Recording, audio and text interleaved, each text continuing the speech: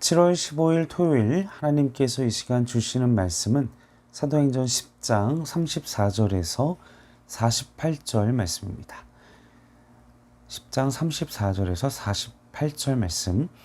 베드로가 입을 열어 말하되 내가 참으로 하나님은 사람의 외모를 보지 아니하시고 각 나라 중 하나님을 경외하며 의를 행하는 사람은 다 받으시는 줄 깨달았도다.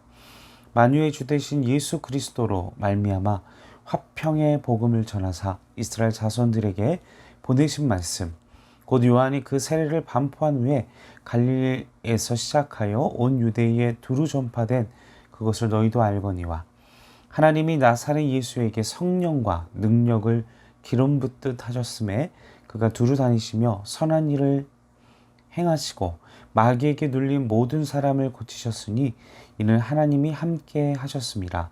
우리는 유대인의 땅과 예루살렘에서 그가 행하신 모든 일의 증인이라.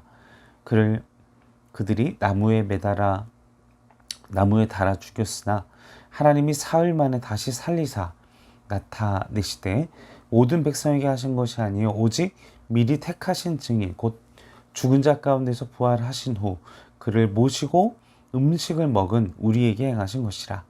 우리에게 명하사 백성에게 전도하되 하나님이 살아있는 자와 죽은 자의 재판장으로 정하신 자가 곧 이 사람인 것을 증언하게 하셨고 또 그에 대하여 모든 선지자도 증언하되 그를 믿는 사람들이 다 그의 이름을 힘입어 죄사함을 받는다 하였느니라.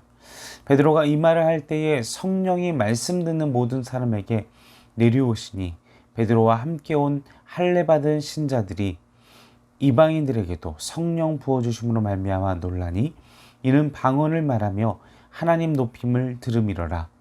이에 베드로가 이르되 이 사람들이 우리와 같이 성령을 받았으니 누가 등이 물로 세례 베품을 금하려 하고 명하여 예수 그리스도의 이름으로 세례를 베풀라 하니라. 그들이 베드로에게 며칠 더 머물기를 청하니라. 아멘. 오늘 본문 말씀 사도행전 10장 34절 48절 말씀을 중심으로 해서 베드로가 하나님이 정말 이들도 기뻐하시는구나, 그들이 기뻐하시는 그들의 모습을 이제 세 가지로 묵상하면서 말씀을 나누고자 합니다. 자, 이 베드로도 마찬가지였고 초기 교회의 성도들은 완전한 유대인들이었습니다. 이건 무슨 얘기냐? 본인들만이 하나님의 백성이고 선택된 자들이고 본인들만이 하나님의 나라에 갈 수 있다. 유대인들만이 그럴 수 있다. 이런 정말 좁은, 이제 하나님의 나라는 온 민족과 열방을 향한 메시지이자 하나님의 뜻인지 그 십자가의 사역의 의미, 복음의 의미가.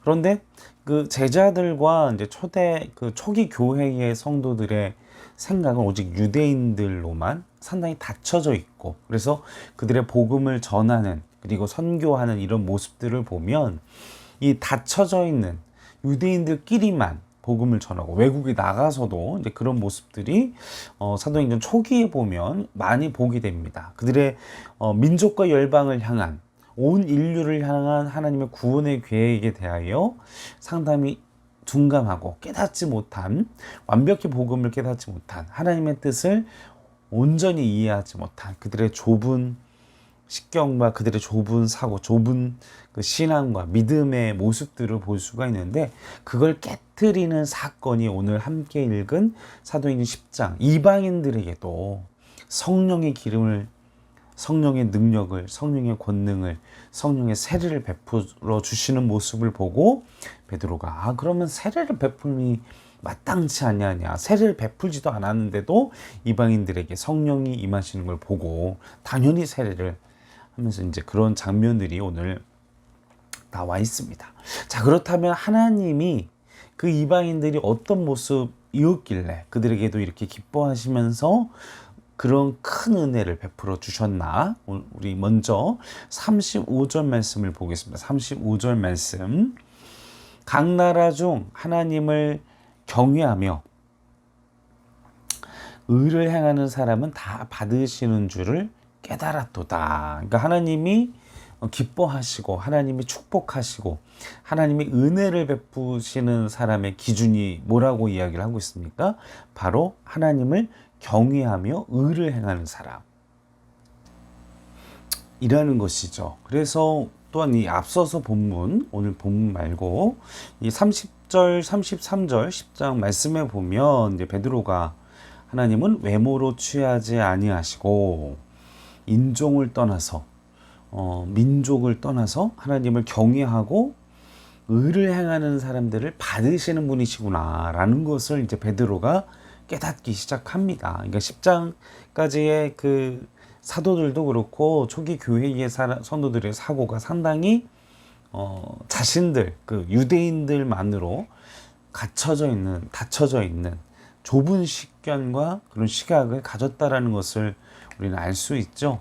이와 같이 우리가 하나님의 말씀을 대할 때마다 우리의 좁은 식견, 우리의 좁은 생각을 항상 하나님의 말씀이 선포되어지고 하나님의 말씀을 깨달아졌을 때 나의 생각과 나의 틀을 깨트리는 우리 행정교회 그리고 온 성도들이 되기를 주님의 이름으로 간절히 축원합니다. 그렇게 돼서 넓은 사고 그리고 하나님의 마음을 가진 자들이 되는 것이 우리 자신에게도 하나님의 나라를 구현하기 위해서도 필요한 과정이죠.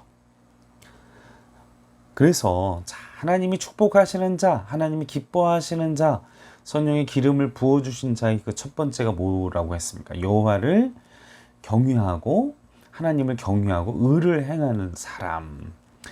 자, 고넬료는 또 어떤 사람인지 우리는 알고 있죠. 10장 초반 2절의 말씀에 보면 경건하고 백성을 많이 구제하고 항상 하나님께 기도하면서 동시에 무엇도 했다? 이웃사랑을 실천한 사람이었다. 그러니까 여호와를 경외하고 하나님의 의를 행하는, 그러니까 하나님의 뜻을 향하는, 하나님의 말씀대로 공의와 그 모범되는 삶을 사는 사람이 바로 고넬료이다. 기도만 하는 사람이 아니라 내 이웃 그리고 힘이 없는 가난한 자, 그가 군인의 신분이고 또 막강한 권력을 휘두를 수 있는 사람이지만 고대 시대의 군인들 얼마나 무섭습니까? 사람을 죽이고 살릴 수 있는 그런 어마어마한 힘과 권력을 가졌지만 끊임없이 영혼을 긍휼히 여길 줄 알았던 사람이 바로 고넬료 그리고 하나님이 기뻐하시는 그들이었다라는 사실인 것이죠.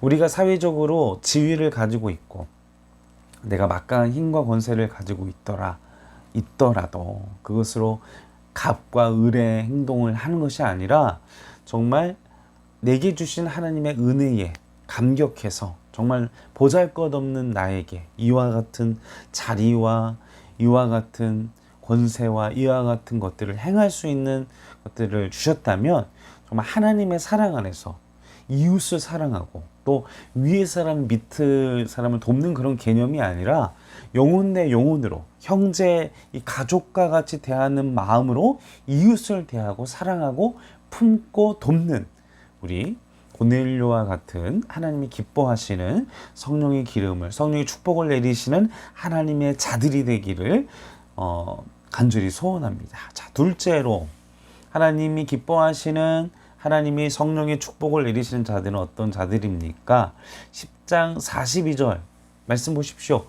우리를 명하사 백성에게 전도하시되 어떤 사람입니까? 하나님이 어떤 사람들입니까? 그들이 복음을 전파하는 다시 복음을 전파하는 복음을 전하는 어떤 복음입니까? 36절의 말씀에 보면 화평의 복음 하나님과 우리 사람과의 관계가 죄로 인하여 우리가 하나님을 거역하는 근데 예수 그리스도 때문에 화평의 복음 그것을 전하는 사람 그것으로 인하여 어떤 일들이 벌어집니까? 그 전까지만 해도 질병은 하나님의 저주요 하나님의 심판이요 그렇게 됐는데 치유의 능력이 회복의 능력이 그리고 하나님의 권능이 치유와 회복의 능력이 바로 그것이 오직 화평의 복음이신 예수 그리스도, 그 예수 그리스도의 복음의 사역 회복시키는, 하나님과 인간과의 관계를 회복시키는, 무너져 있는, 죄로 인하여 무너져 있는 사람과 사람과의 관계를 회복시키는, 인간의 죄, 욕심, 자기만을 위한 이기적인 그 이기심을, 그 담을 허물게 하는 복음의 능력, 화평케, 하나님과 인간, 그리고 사람과 사람과의 관계를 화평케 하는 그 복음의 능력을 전하는 사람, 그 사람에게 하나님께서 기뻐하시고 축복하시고 은혜를 베푸신다라는 것입니다.